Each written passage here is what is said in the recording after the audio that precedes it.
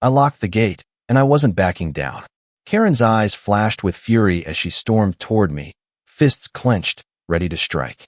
"You think you can just lock me out?" she spat. The air crackled with tension. Every step she took was a threat, every word a challenge. But this time, I wasn't afraid. The lake was mine to protect, and I wasn't going to let her tear this community apart. Welcome back to Confessions of HOA. If you're new here, make sure to like and subscribe. The sun was just beginning to dip behind the trees, casting a golden glow over the peaceful lake. My neighborhood was always quiet, almost too quiet. Nestled at the edge of the water, the houses were beautifully kept, with manicured lawns and perfectly trimmed hedges. It was the kind of place where everyone seemed to know each other, where peace reigned, and the most exciting thing was the occasional neighborhood barbecue. But beneath that picture-perfect exterior, there was always the subtle hum of tension. It wasn't the kind of drama you'd expect, no screaming matches or loud arguments. No, this was a quieter, more insidious kind of conflict. It came from the HOA, the Homeowners Association.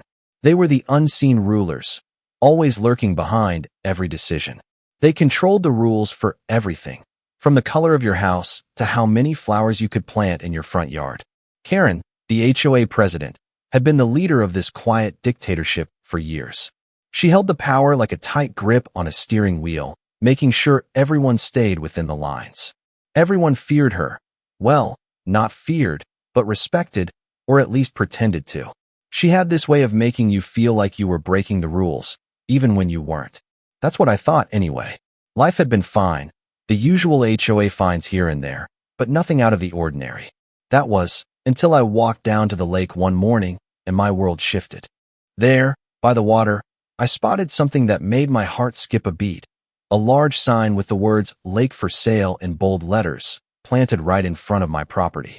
And standing there, with a few strangers in suits, was none other than Karen herself.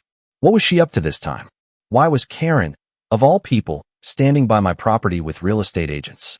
And why did the air feel charged, like something was about to happen? I knew one thing for sure. It wasn't just a coincidence. Something bigger was going on, and I was about to find out exactly what it was. The morning air was crisp, carrying the scent of fresh grass and damp earth. I decided to take my usual stroll around the lake, the place where I'd always gone to clear my head. The water was still, reflecting the blue sky, and the neighborhood felt peaceful as ever, until I rounded the corner of my property. That's when I saw it.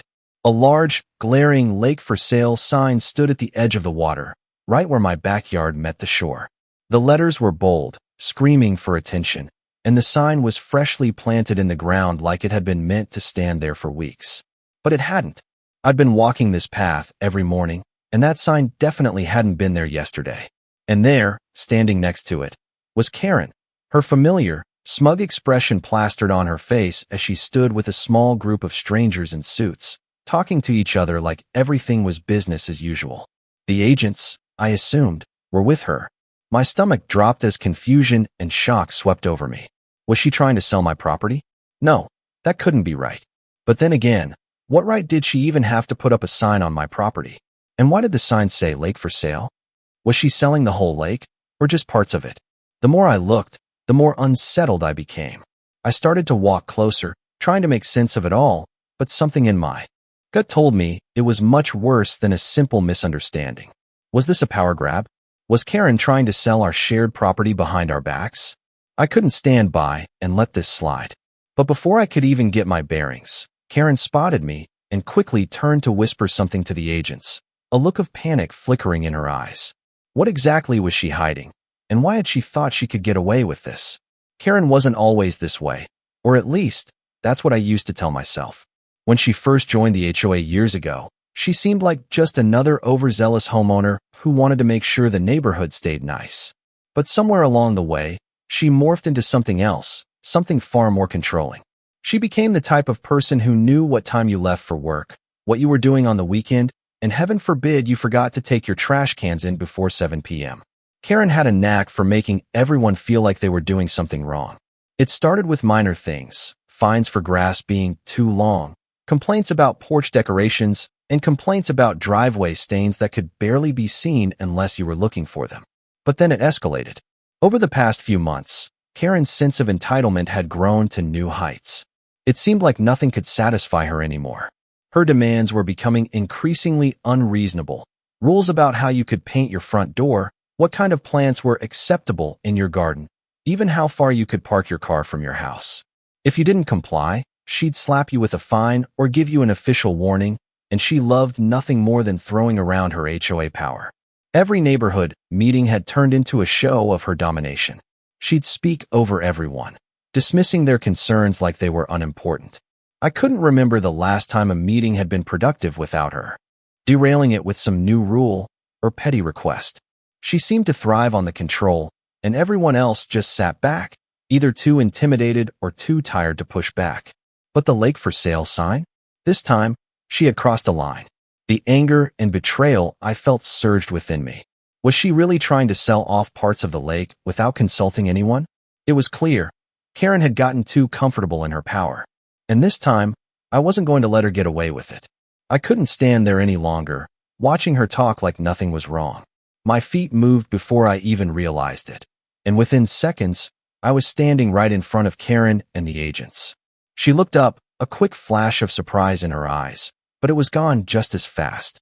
That was Karen, always composed, always in control. But not this time. "Good morning," she said, her voice dripping with her usual sugary charm. "I didn't expect to see you out here. Is everything all right?" She gave me that fake, welcoming smile, but I wasn't buying it anymore.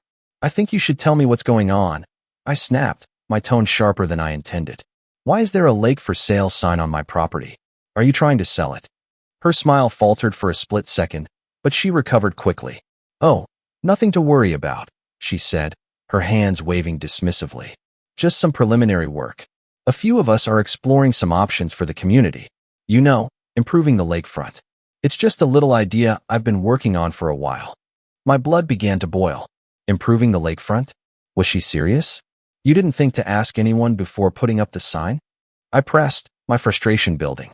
She smiled again, this time with a hint of something more calculating. "Well, you see, we're just trying to explore all our options, and it's important to keep the community in the loop, right? There's a bigger picture here, something that could benefit everyone." That's when she dropped it, the one thing that made me freeze. "I'm just getting everything in place for a larger real estate deal. It's all part of a bigger plan," she said, her voice low. "You might want to get on board before it all comes together." My stomach churned. Was this about more than just the lake? What was she really planning? I couldn't let her get away with this.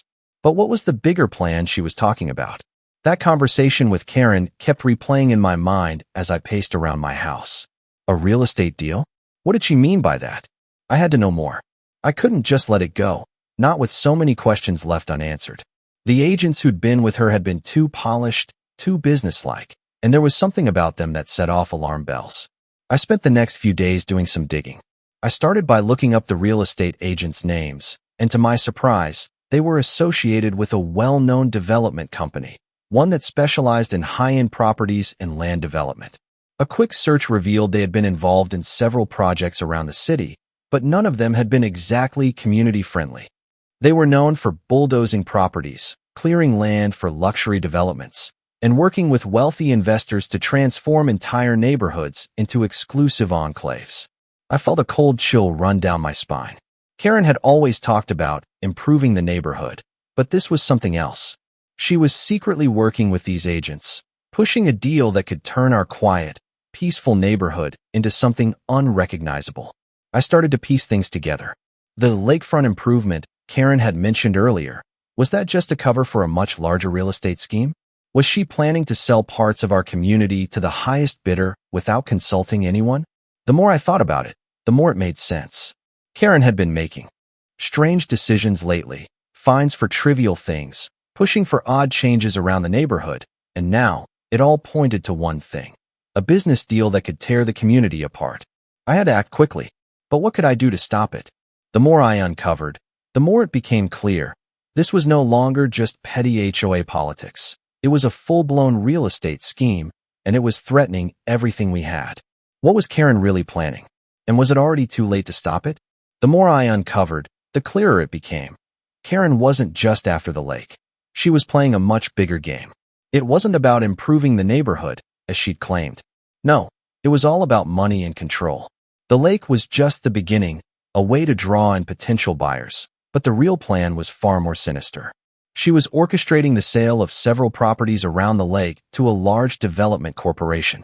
If she succeeded, the entire area would be turned into high-end real estate, with mansions and gated communities replacing the homes we'd worked so hard to build. The thought of it made my stomach twist. This wasn't just about some new development. It was about Karen's greed, her desire to manipulate the neighborhood and its resources to benefit herself. I'd always known she was controlling, but this was a betrayal of the worst kind. She had been using her position in the HOA to secretly negotiate with developers, all while hiding the truth from the very people who lived here. I began to gather evidence, piece by piece. The real estate agent's involvement was just the tip of the iceberg. I dug into property records, looked at zoning changes, and even found emails between Karen and the development company, proof that she had been in talks with them for months, maybe even years. It wasn't just the lake that was at risk, it was the entire community. But with every new piece of evidence, I found myself torn. Should I confront Karen directly? Would she confess? Or would she double down on her lies? Or should I take the information to the community, expose her for the manipulative schemer she was? I knew I couldn't sit back and let her get away with it, but exposing her might tear the neighborhood apart. What was the right move? And what would the consequences be if I didn't act soon enough? I had reached my breaking point. Every moment I spent watching Karen move forward with her scheme felt like a betrayal to everything I'd known about this community. I tried reason, tried to expose her quietly, but she brushed me off like I was nothing. It was clear that she wasn't going to stop, not unless someone took real action. I couldn't wait for the HOA board to wake up or for the neighborhood to get involved. By then, it might already be too late. If Karen got her way, there'd be no stopping the destruction she'd cause. So, I made a decision. The lake was my boundary, and I was going to lock it down, literally. The gate that led to the lake was an old, rusty thing, but it was still functional. I'd been tempted to close it off 100 times before, mostly as a precaution. But now, it wasn't just about keeping the neighborhood safe from trespassers. It was about locking Karen out of her plans. I grabbed the heavy padlock and chain from the shed and walked toward the gate. The cold metal in my hand felt like a symbol of everything I was about to do. With one click, I locked it shut. That was it. No more access. No more shady deals. Karen was going to have to go through me to get what she wanted. Just as I finished locking the gate, I heard footsteps behind me. I turned around to find Karen and the real estate agents walking down the path toward me, their faces a mix of confusion and frustration.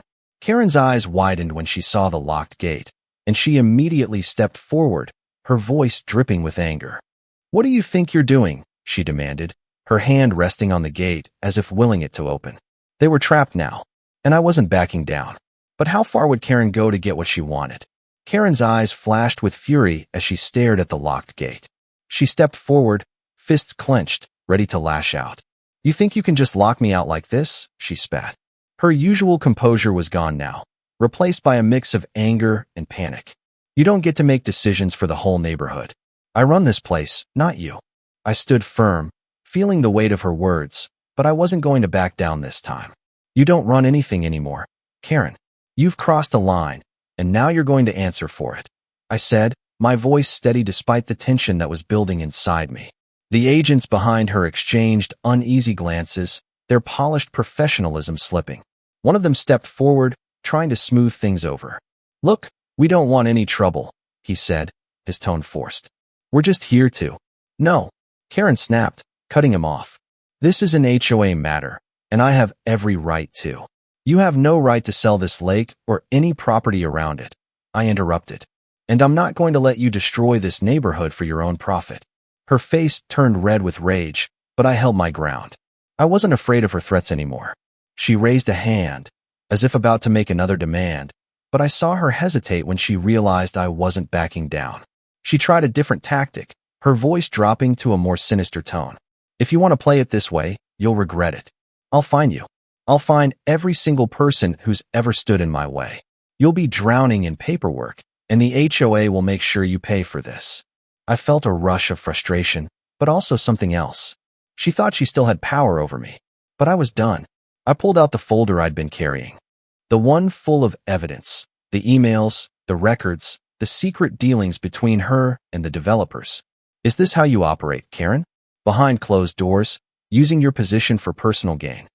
I opened the folder and let the document spill out, watching her face change as she saw the proof of her betrayal. She was trapped, and there was no way out for her now. But would she fight back, or would she finally be forced to face the consequences of her actions?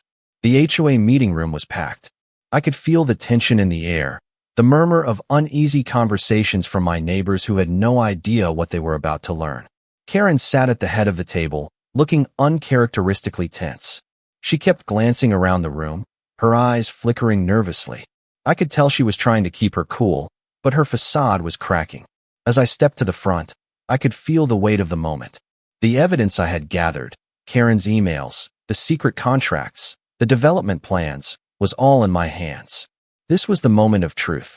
Ladies and gentlemen, I began, my voice steady but loud enough for everyone to hear. I have something you all need to see. It's time for the truth to come out. I held up the folder, letting the papers spill out onto the table. The room fell silent, all eyes on me as I began to lay the documents out, one by one. There were emails from Karen to the developers, plans for selling off the lakefront, and conversations where she'd made promises of profits in exchange for community improvements. The shock on my neighbors' faces was palpable, and I could hear gasps of disbelief. Karen's face flushed a deep red as she tried to speak, but the room was already buzzing with anger. People were shouting, demanding answers, asking how long she had been hiding this from them. One by one, homeowners who had once feared Karen's power now stood up in defense of their homes, their rights, and their community. The agents, who had been sitting quietly in the back, were visibly uncomfortable. Without a word, they stood and made their way to the door, backing out of the deal they'd been planning with Karen. By the time the meeting ended, Karen's reign was over. The HOA board had no choice but to take immediate action. They suspended her, and the community rallied to restore what she had tried to destroy. As Karen was escorted out of the building, I couldn't help but feel a surge of satisfaction. It was over. She had finally been exposed. But what would be the fallout for the community in the long run? In the days that followed the meeting, things in the neighborhood slowly began to return to normal, or at least a new kind of normal. Karen was officially ousted from her position as HOA president, and the lake, the heart of our community, remained untouched. It felt like a weight had been lifted off all of us. People walked around with their heads a little higher, their smiles a little wider. We had fought for what was right, and we had won. Karen, on the other hand, was nowhere to be seen. The last time I saw her was at the meeting, storming out with her tail between her legs. It was hard to imagine how someone who had once wielded so much power could collapse so quickly, but there was no sympathy for me. The community had seen through her lies, and now, the neighborhood was healing from her reign of control. Looking around at the lake, I realized just how much it meant to everyone. It wasn't just a place to live, it was the heart of the community, and it was safe once again. As for me, I felt a sense of vindication. I'd taken a stand, exposed the truth, and had done my part to protect the neighborhood. But the best part? Watching the community come together. We were stronger than ever. Justice had been served, and the neighborhood was finally at peace. It felt like the calm after a storm. If you enjoyed this story, make sure to hit that like button and subscribe to Confessions of HOA for more dramatic tales of neighborhood drama and justice. Who knows what secrets lie in your community? Stick around to find out.